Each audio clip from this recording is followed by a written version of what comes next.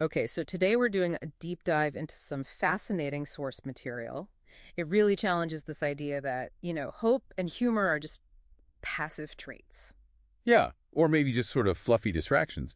But what the sources are arguing is quite different. Right. They're saying these are actually sophisticated biological tools, active neurochemical interventions almost. A biological shortcut, the material calls it. Exactly, a shortcut to resilience. It's like a sense of humor is presented as kind of neurochemical intelligence Okay. and hope. That's Yeah. basically your prefrontal cortex, your PFC, actively managing the stress response. How does that work, though? The shortcut idea. Well, they essentially quiet down the amygdala, Yeah.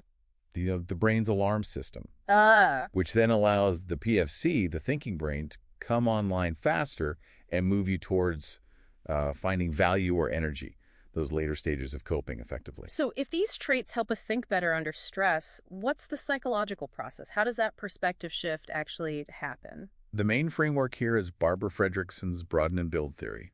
Okay, I've heard of that. Right. So the idea is negative emotions, fear, anger, they actually narrow our focus, which makes sense for survival, right? Fight or flight. Tunnel vision. Exactly. But positive emotions, specifically the kind triggered by finding humor in a situation or feeling hopeful, they do the opposite. They broaden. They broaden your cognitive repertoire, make you more flexible, more creative in finding solutions. You literally have access to more ideas.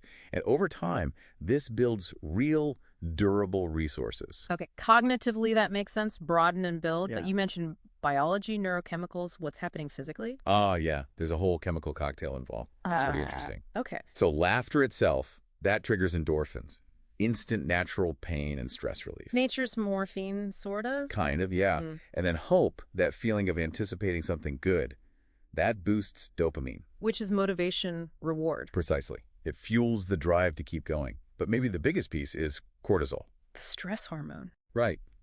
Both humor and hope seem to actively decrease the amount of cortisol circulating in your system. So it's like a signal to the body. Exactly. It signals the threat is receding, which allows for this powerful parasympathetic rebound. The rest and digest system kicks back in. So this isn't just about feeling better momentarily. This changes your physical state. Absolutely. We're talking long-term health implications.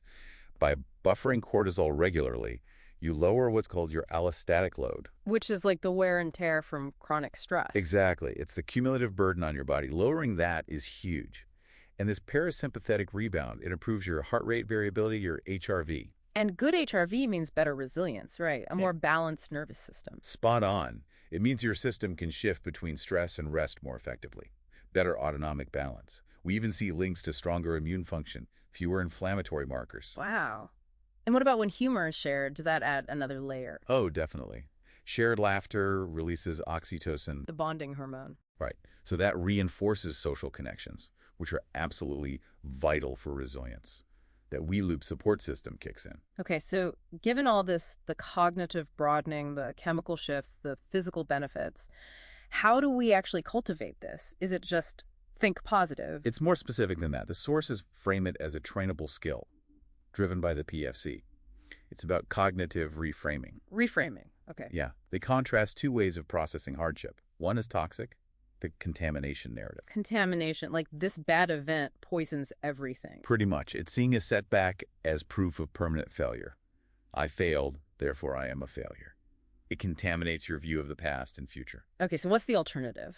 The adaptive approach is the redemption narrative. Redemption. Yeah. It's the skill of reframing the stressor, seeing it not as an endpoint, but as a manageable temporary challenge that you can learn from that leads to growth or, well, redemption. And humor helps here. Humor is often the catalyst. It allows you to step back, see the absurdity sometimes, detach from the immediate overwhelm, and shift focus toward overcoming it. It sparks that reframing process. So pulling it all together, hope and humor aren't just nice-to-haves. They are fundamental tools. Absolutely. They're neurochemical keys, essentially. They unlock cognitive flexibility and drive physiological health. They literally open your mind. It really underscores that while you often can't control the stressful event itself, Right, you can't always control the what. But this research strongly suggests you can control its meaning. And by doing that, you control your body's response to it. a powerful idea. So maybe the thought to leave with is this. Think about one situation right now that feels overwhelming. Can you apply that redemption narrative? Can you start to reframe its meaning, even just a little bit, today?